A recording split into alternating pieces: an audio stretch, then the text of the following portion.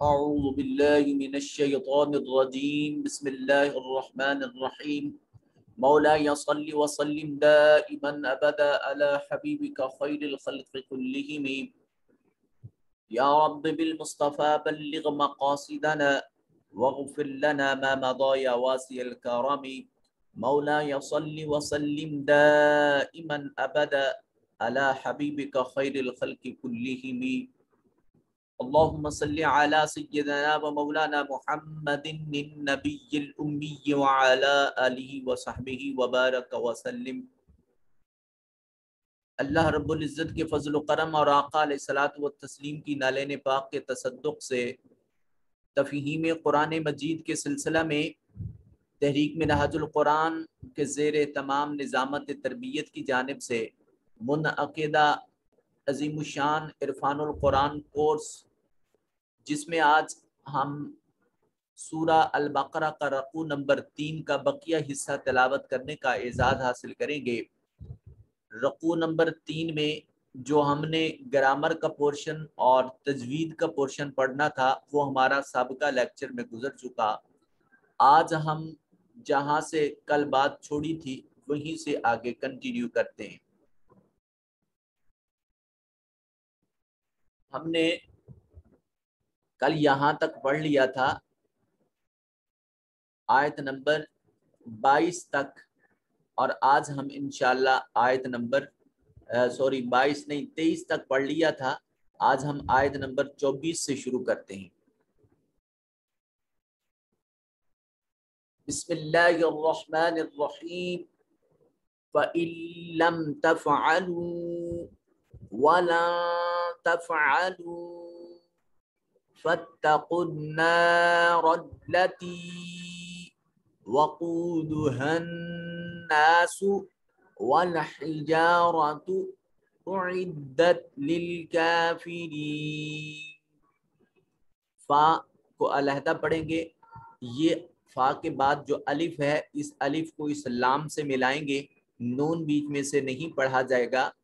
لم تفعلوا، تفعلوا میں عین کو حلق سے ادا کریں گے۔ وَلَن تفعلوا، یہاں یہ جو واو وَلَن تفعلوا میں نون جو ہے اس کو ہم اپنے مخرج میں چھپا کر، یعنی آواز کو تھوڑا سا ناک میں لے جا کر پڑھنے کی کوشش کریں گے۔ فَاتَّقُوا النَّارَ، قاف کو نون کے ساتھ ملائیں گے۔ یہ واو الف اور لام یہ نہیں پڑھا جائے گا۔ قاف کو براہ راست نون سے ملائیں گے اور نون مشدد ہے، غنہ واجب ہوگا۔ مطلب یہ کہ نون کی ادائیگی کے وقت آواز کو ناک کے نتنوں میں لے جا کر گنگنائیں گے۔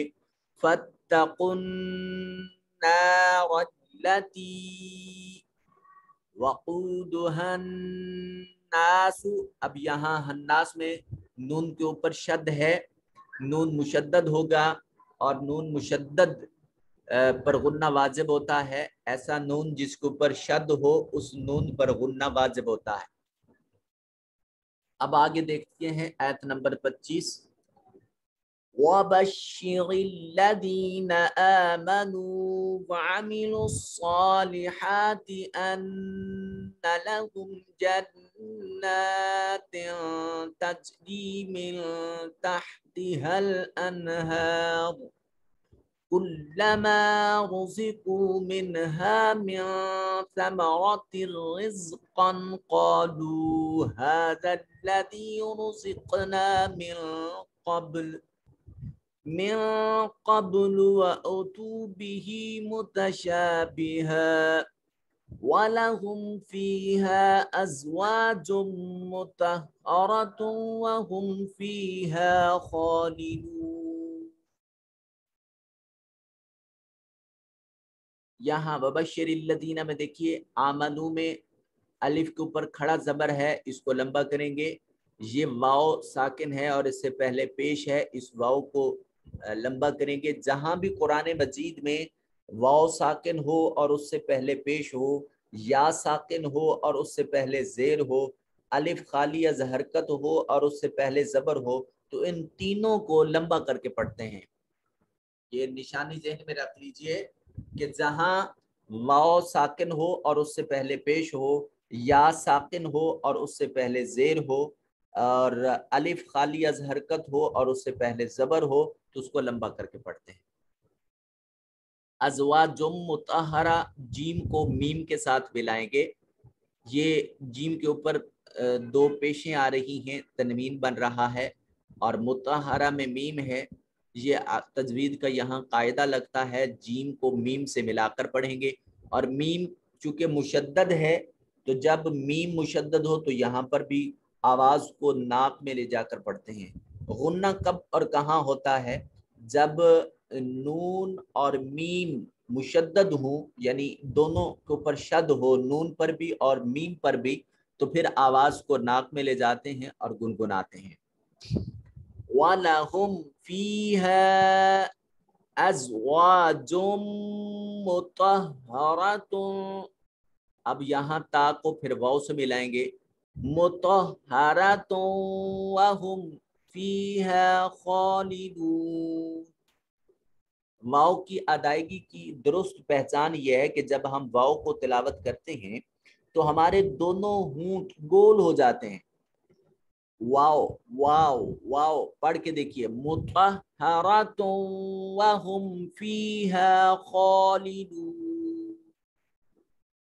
آئیے آیت نمبر 26 کی تلاوت کرتے ہیں۔ ان اللہ، نون مشدد ہے، غنہ کریں گے، ان اللہ، اور ایک اور بات ذہن میں رکھیے کہ جب اس میں جلالت یعنی لفظ اللہ سے پہلے زبر یا پیش آ جائے، زبر یا پیش آ جائے اس میں جلالت سے پہلے، تو کلمہ اللہ کی جو لام ہے اس کو موٹا کر کے منہ بھر کر پڑھتے ہیں، اور جب اس سے پہلے زیر آ جائے تو پھر اس وقت اس کو بریک پڑھتے ہیں، منہ میں آواز کو موٹا نہیں کرتے۔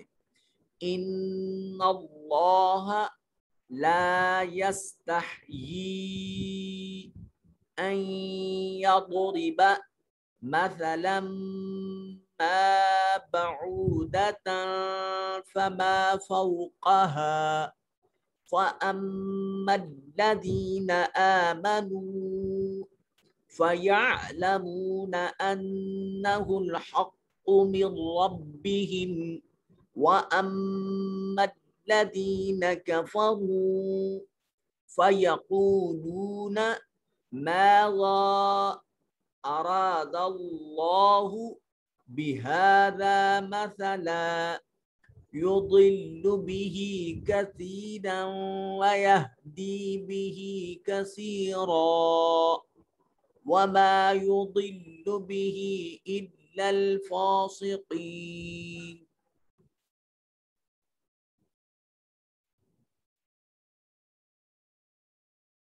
یہاں دیکھیے، انہ میں نون کو آواز میں لے جا کر نون کی آواز کو ناک میں لے جا کر گنگنانے کی کوشش کریں گے۔ من ربہم میں دیکھیں نون کو نہیں پڑھیں گے، اس میم کو اس را سے ملائیں گے۔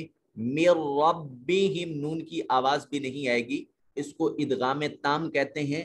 آپ اس بات سے بالکل نہ گھبرایا کریں کہ میں کیا بول رہا ہوں، آپ میری پرنانسیشن کی طرف فوکس کیا کریں اور چھوٹی چھوٹی نشانیوں کو ذہن میں بٹھاتے جائیں۔ ہم نے الحمدللہ اللہ رب ذوالجلال کی فضل اور آقا کریم علیہ السلام کی رحمت سے پورا قرآن مجید پڑھنا ہے، اور قرآن مجید کے ہر آیت میں کہیں نہ کہیں تجوید کے اس طرح کے چھوٹے چھوٹے قوانین استعمال ہوتے رہیں گے، تو آپ کو ایک پارے میں سمجھ نہیں آئے گی، دوسرے میں نہیں آئے گی، تیسرے میں نہیں آئے گی۔ بیٹے ہم نے پورے 30 پارے پڑھنے ہیں، تو انشاءاللہ ٹل اینڈ آپ کو نہ صرف یاد ہو جائے گا بلکہ یہ یوں سمجھ لیں کہ آپ کو ازبر ہو جائے گا۔ یہ چھوٹے چھوٹے قاعدے ہیں، آپ ان سے بالکل مت گھبرائیے۔ اور دوسری بات یہ کہ ابھی چونکہ ہم نے ان کے قاعدے نہیں پڑھے، تو جب ہم نے قانون پڑھے نہیں تو ہم اپلائی کرنا کیسے سیکھیں گے؟ تو جب ہم آہستہ آہستہ اس کے قوانین پڑھ لیں گے، پھر روزانہ کی بنیاد پر جب ان کو اپلائی کریں گے تو انشاءاللہ ہمارا رزلٹ بہت بہترین آ جائے گا۔ اور ایک اور بات کہ آپ میرے یوٹیوب چینل کا مقصد یہ ہرگز نہیں ہے کہ میں وہاں سے ویوز حاصل کروں یا اس کو کسی اور نہج سے دیکھوں، میرا مقصد فقط یہ ہے کہ آپ اس کو جب آپ تنہائی میں بیٹھے ہیں، اکیلے میں بیٹھے ہیں، آپ اس کو دو تین مرتبہ پورے لیکچر کو لازماً سنیں۔ سننے سے آپ کے بہت سارے کنسپٹ کلیئر ہوں گے۔ بار بار آپ اس کو سننے کی کوشش کریں، اس سے آپ کو قرآن مجید سے شغف پیدا ہوگا، قرآن مجید سے محبت پیدا ہوگی، آپ کے پرنانسیشن کی درست اصلاح ہوگی، اور آپ انشاءاللہ قرآن کی اسی محبت میں گامزن رہیں گے۔ من ربہم، میں نون کو نہیں پڑھیں گے، میم کو براہ راست را سے ملائیں گے، اور پھر آگے دیکھیے کہ یہ کلمہ اللہ ہے، اس سے پہلے زبر آ رہی ہے تو ہم اللہ کے لام کو موٹا کر کے پڑھیں گے۔ مثلا میں یہ دیکھیے یہاں میم آ گیا، تو جو اس طرح کا میم جو نیچے کی طرف نہیں ہوتا، اس طرح کا میم ہوتا ہے، جہاں اب میں ریڈ کلر کا ایک نشان رکھ کے بیٹھا ہوں، یہ میم وقف کی علامت ہوتی ہے۔ بہذا مثلا پڑھیں گے، یہاں وقف لازمی ہوتا ہے، اور جب اس طرح کی میم کہیں جو نیچے کی طرف آ جائے، جیسے نام نون الف نام میم، نام لکھتے ہیں تو وہ میم نیچے کی طرف بناتے ہیں، تو وہ قرآن مجید میں ایسی میم جہاں کہیں لکھی ہوئی آئے گی تو وہ پڑھی جائے گی، مگر یہ جو میم ہے یہ علامت ہے۔ وہ میم جو نیچے کی طرف ہوتی ہے وہ حرف ہے اور اس کو پڑھنا ہے، اور یہ جو میم ہے جو دوسری سائیڈ کی طرف ملی ہوئی ہوتی ہے، یہ وقف کی علامت ہے، اور یہاں ہمیں ٹھہر جانا ہے۔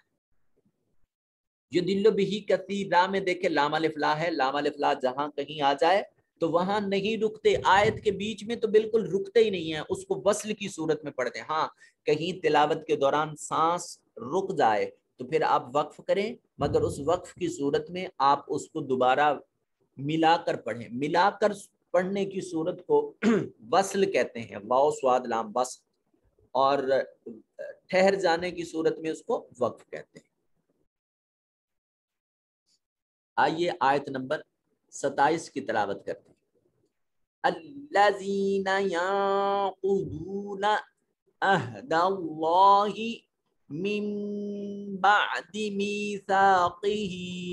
اب یہ دیکھیے میم، یہ جو نون کے اندر میم لکھا ہوا ہے، عہد اللہ کے بعد من جو لکھا ہوا ہے، اس میں دیکھیے نون کے اندر ایک میم لکھا ہوا ہے، یہ میم نیچے کی طرف ہے۔ اب یہ میم پڑھا جائے گا، من بعد میثاقہ وَيَقْطَعُونَ مَا أَمَرَ اللَّهُ۔ کلمہ اللہ اس میں جلالت اور اس سے پہلے یہ زبر آ گئی، اللہ کی لام کو موٹا کر کے پڑھیں گے، مَا أَمَرَ اللَّهُ بِهِ أَن يُوصَلَ وَيُفْسِدُونَ۔ صاد کو موٹا کر کے پڑھتے ہیں، سین کی سیٹی کی آواز آتی ہے، یوصل ویفسدون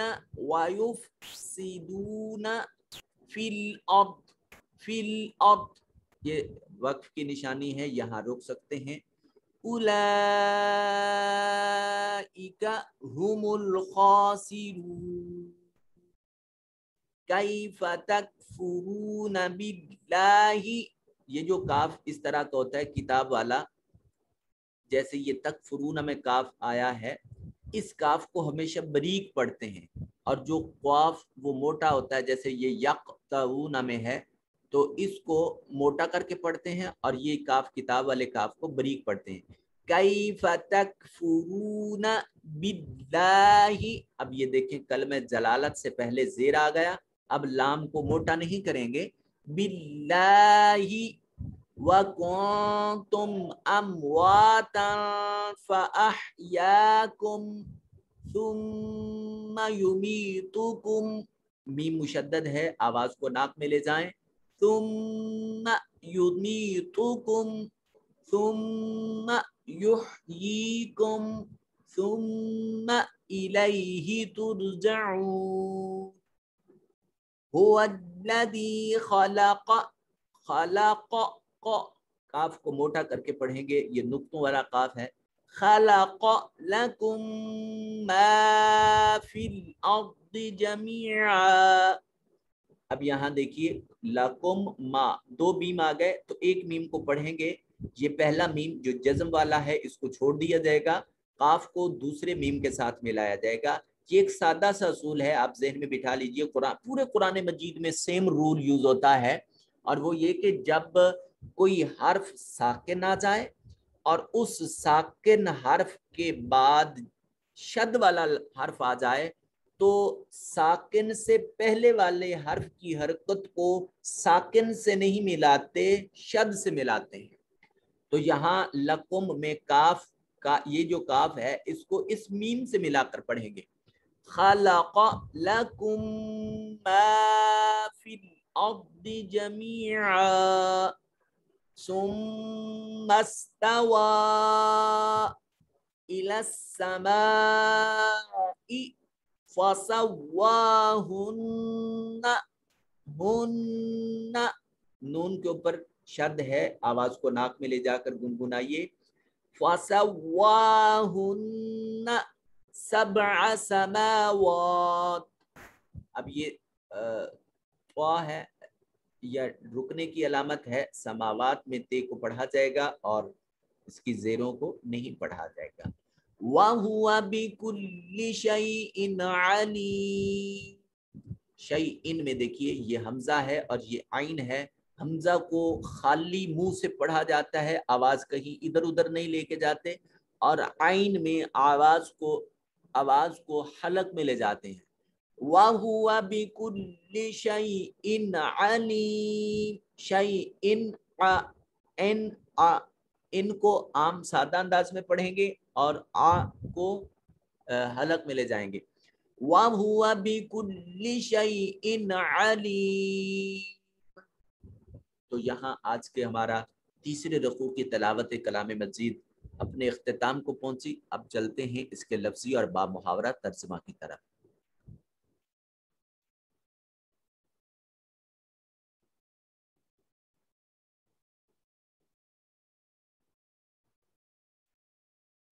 تو ترجمہ ہم نے یہاں یہ کنتم صادقین تک کل ہم نے پڑھ لیا تھا، آج یہ یہاں سے شروع کرتے ہیں۔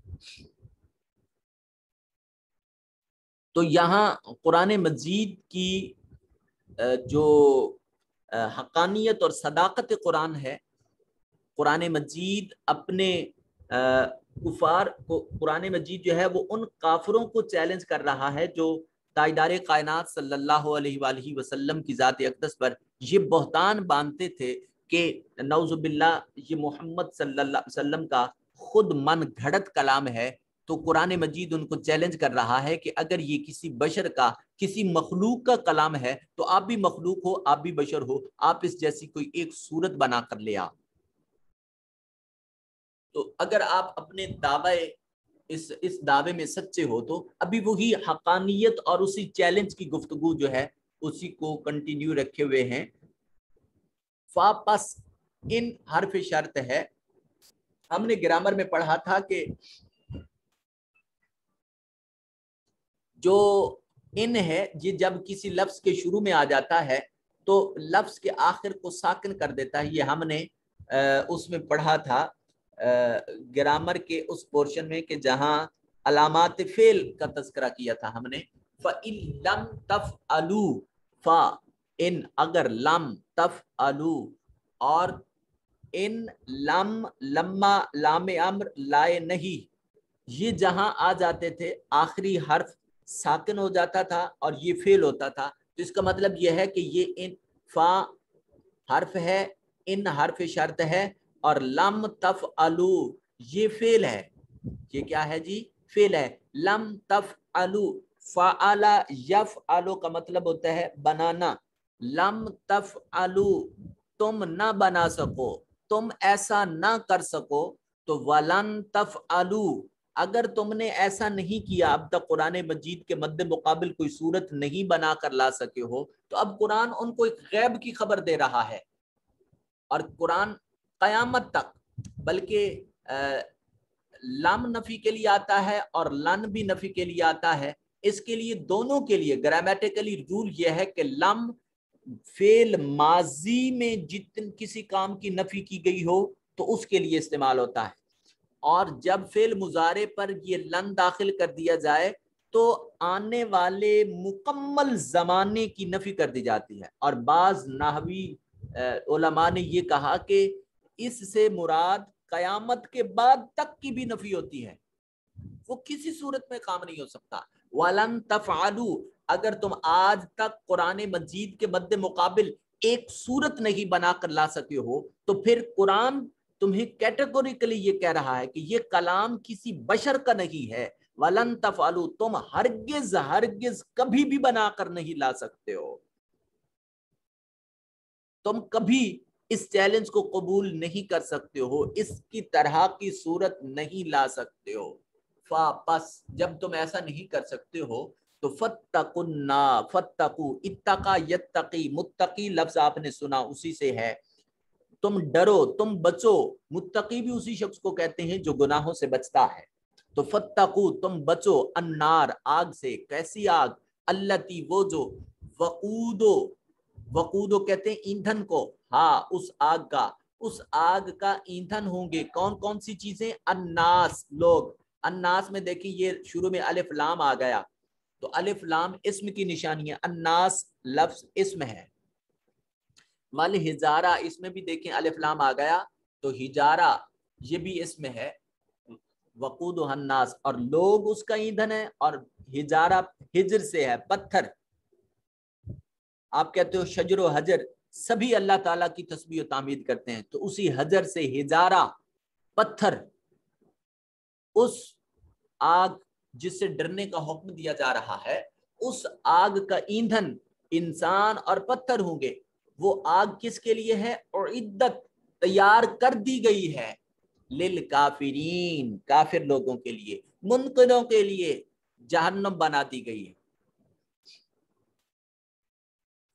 پھر اگر تم ایسا نہ کر سکو اور ہرگز نہ کر سکو گے، آنے والے زمانے کی نفی کر دی گئی ہے، تو تم اس آگ سے بچو جس کا ایندھن آدمی یعنی کافر اور پتھر یعنی ان کے بت ہیں. اب ان پتھروں سے مراد وہ مورتیاں ہیں جو وہ اپنے ہاتھ سے بنایا کرتے تھے، چاہے وہ پتھر کی ہیں یا کسی اور میٹل کی ہیں، جس چیز کی بھی ہیں وہ مورتیاں جہنم میں جائیں گی، اور ان کے پجاری جو ہیں وہ بھی جہنم میں جائیں گے. اور یہ جہنم کن کے لیے ہے؟ یہ کافروں کے لیے تیار کر دی گئی ہے. اور کافر کس کو کہتے ہیں؟ یہ ہم پچھلے لیکچرز میں پڑھ چکے تھے. کافر، حق کو چھپانے والے کو کافر کہا جاتا ہے. وَبَشِّرِ الَّذِينَ، با اور بشرہ یبشر کا مطلب ہوتا ہے خوشخبری، اسی سے لفظ ہے بشارت. میں آپ کو ایک اچھی بشارت سناتا ہوں، عام بول چال میں ہم لفظ استعمال کرتے ہیں. وا اور بشر، بشارت ہے، الذین، ان لوگوں کے لیے، آمنو جو ایمان لائے، وعملوا الصالحات اور نیک عمل کیے، عملو عمل کیے، الصالحات نیک، صالح. آپ کہتے ہیں یا اللہ ہمیں صالح اولاد عطا فرما، والدین دعا کرتے ہیں اے اللہ ہماری اولاد کو صالح اعمال کی توفیق عطا فرما. اسی صالح سے صالحات ہے، وعملوا اور جنہوں نے عمل کیے، صالحات پاکیزہ نیک، انا بے شک لہم ان کے لیے ہے، جنات باغ، ایسے باغ، ایسی جنتیں، تجری بہ رہی ہیں، من سے تحت، تحت کہتے ہیں نیچے، حل انہار، انہار نہر کی جمع ہے، ایسی جنتیں جن کے نیچے نہریں جاری ہیں. کلما، جب رزقو، رزق سے ہے، رزق دیے جائیں گے، منہا اس میں، کس میں؟ جنت میں. جب جنتیوں کو جنت میں رزق دیا جائے گا، کن چیزوں سے؟ من ثمرۃ، پھلوں سے، رزقن رزق. جب جنتیوں کو جنت میں کوئی پھل بطور رزق کے دیا جائے گا تو قالو، وہ جنتی کہیں گے، ھذا الذی، یہ وہی ہے، رزقنا، جس طرح ہم کو رزق دیا گیا، من قبل، اس سے پہلے. تو اس سے پہلے یعنی جنت میں جانے سے پہلے جنتی کہاں تھے؟ اس دنیا میں تھے. وہ جنتی پھل کی شکل و شباہت کو دیکھ کر، اس کی رنگت کو دیکھ کر، اس کی ظاہری جو شکل ہوگی اس کو دیکھ کر وہ کہیں گے کہ یہ پھل تو ہمیں دنیا میں بھی دیا گیا تھا. پھر اس دنیاوی پھل اور اس جنتی پھل کے درمیان فرق کیا ہے؟ وَأُتُوا بِهِ، اور لایا گیا، بِهِ اس کے ساتھ، متشابہہ اسی جیسا، یعنی اسی جیسا تو ہمیں دنیا میں دیا گیا تھا. وَلَهُمْ اور ان کے لیے فی ہا اس میں کس میں جنت میں ازواج بیویاں ہیں مطہرہ پاکیزہ ہیں وہم فیہا خالدون اور وہ اس میں ہمیشہ رہنے والے ہیں۔ جنت میں پاکیزہ بیویاں ہوں گی اور وہ ان میں ہمیشہ رہیں گے۔ اب ایک بات ذہن میں رکھیے کہ جنت میں جو پھل دیے جائیں گے وہ پھل اپنی شکل و شباہت کے اعتبار سے تو اہل دنیا کے پھلوں سے متشابہ ہوں گے، ان جیسے ملتے جلتے ہوں گے، مگر ان کا ذائقہ، ان کی مٹھاس، ان کی شیرینی، نہ کسی زبان نے وہ ذائقہ چکھا ہوگا نہ کسی دماغ نے اس کا تصور کیا ہوگا۔ اتنا خوبصورت پھل، اتنا شیریں اور اتنا صحت افزا وہ پھل کہیں اور میسر نہیں ہوگا جو اللہ رب ذوالجلال جنت میں عطا فرمائیں گے۔ تاجدار کائنات صلی اللہ علیہ وآلہ وسلم حسن جنت کا تذکرہ فرماتے ہوئے ارشاد فرماتے ہیں کہ اللہ نے جو جنت میں حور تخلیق فرمائی، وہ حور جو جنتیوں کی خدمت کرے گی، ان کی خادمی اور نوکری کے فرائض انجام دے گی، اگر وہ اپنے سر پر اوڑھنے والا دوپٹہ اس کو جنت کی کھڑکی کھول کر سوئی کی نوک کے برابر وہ زمین کی طرف جھانک دے تو یہ آسمان اور زمین سبھی مشک، عنبر اور کستوری کی خوشبوات سے بھر جائے گا۔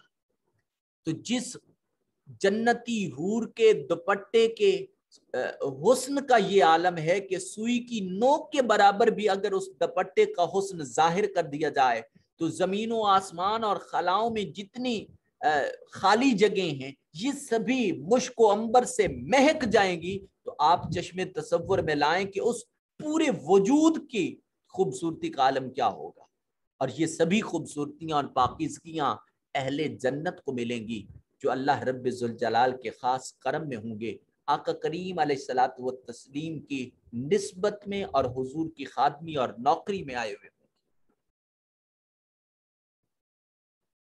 وہ تاجدار گولڑا رحمت اللہ علیہ آپ بڑی خوبصورت بات کرتے ہیں، آپ فرماتے ہیں کہ جنت تو ملے گی تجھے سرکار کے صدقے، جنت تو ملے گی تجھے سرکار کے صدقے، جنت تو ملے گی تجھے سرکار کے صدقے، سرکار کی جنت کے سوا کچھ اور بھی مانگ، صرف اللہ کے حضور تم جنت کا مطالبہ نہ کرو، جنت تو تمہیں سرکار کی غلامی کے صدقے میں میسر آ جانی ہے۔ اللہ کا دربار گوہر بار بہت وسیع ہے، تو تم فقط جنت کے طالب نہ بنو بلکہ تم جنت کے مالک کے طالب بن جاؤ۔ تو جب مالک مل جاتا ہے تو اس مالک کی ملکیت میں جو چیزیں ہوتی ہیں وہ خود بخود مل جایا کرتی ہیں۔ ان اللہ بے شک اللہ تعالی لا یستحیی وہ نہیں شرماتا ان یضربا بیان کرنے میں، مثلا کسی مثال کو، ما بعودتن جو بالکل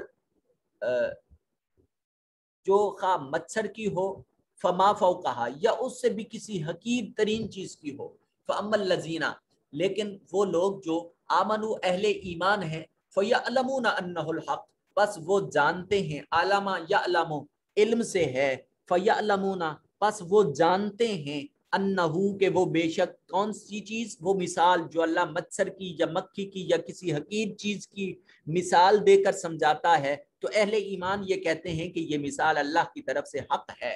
وَأَمَّا الَّذِينَ كَفَرُوا لیکن وہ لوگ جنہوں نے کفر کیا، فَيَقُولُونَ بس ان کا قول یہ ہے، وہ یہ کہتے ہیں، مَاذَا أَرَادَ اللَّهُ بِهَذَا مَثَلًا اللہ ایسی مثالوں کو بیان کر کے کس چیز کا ارادہ کرتا ہے؟ کیا اللہ کی یہ شان ہے کہ وہ مچھر اور مکھیوں کی مثالوں سے واضح کرے؟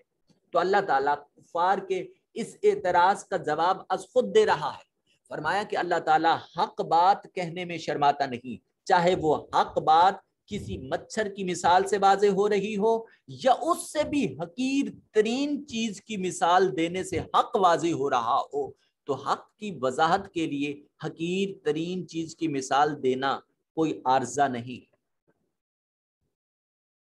یضل بہ کثیرا یہ قرآن مجید ایسا ہے کہ جس کو پڑھ کر بہت سارے لوگ گمراہ ہو گئے، ویہدی اور بہت سارے جو ہے وہ ہدایت پا گئے۔ آپ کہیں گے کہ قرآن تو سراسر ہدایت ہے، پھر گمراہی کا تصور کہاں سے آ گیا؟ تو بھائی قرآن سراسر ہدایت ہے، مگر ہدایت اس کو دیتا ہے ہدی للمتقین، جو پرہیزگار ہوتے ہیں۔ پرہیزگار کون ہے؟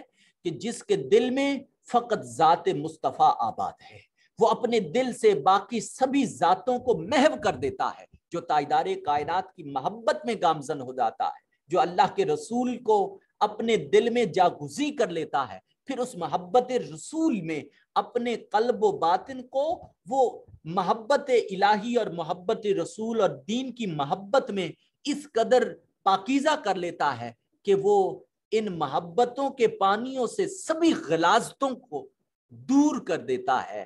جب وہ پاک صاف اور نکھرا ہوا دل محبت کے پانی سے دھلا ہوا شفاف دل قرآن مجید کی تلاوت کرتا ہے، تو پھر خدا اس کے ایمان کو جلا نصیب کرتا ہے، اس کے ہدایت کے دروازے کھول دیتا ہے۔ اور جس میں بغض، حسد، کینہ موجود ہو، جو مقربین اور خدا تعالیٰ کے اولیاء کاملین اور مقربین بارگاہ خدا و بارگاہ مصطفیٰ، ان کی تذلیل کے پہلو نکالنے کے لیے قرآن مجید کی تلاوت کرتا ہے، تو قرآن ہدایت کا منبع ہونے کے باوجود بھی ان کے لیے ہدایت کا نمونہ نہیں بن سکتا۔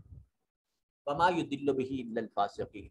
اب اس سوال کا جو ہم نے پیچھے پڑھا، اس کا جواب خود قرآن کی آیت دے رہی ہے۔ وما یضل، اور نہیں اس سے گمراہ ہوتے، کس سے؟ قرآن مجید سے، الا الفاسقین، مگر وہ لوگ جو خود نافرمان ہو، جو گمراہی میں پڑے ہوئے ہوں، جو نافرمان ہوں، جو فاسق ہوں، وہی اس سے گمراہ ہوتے۔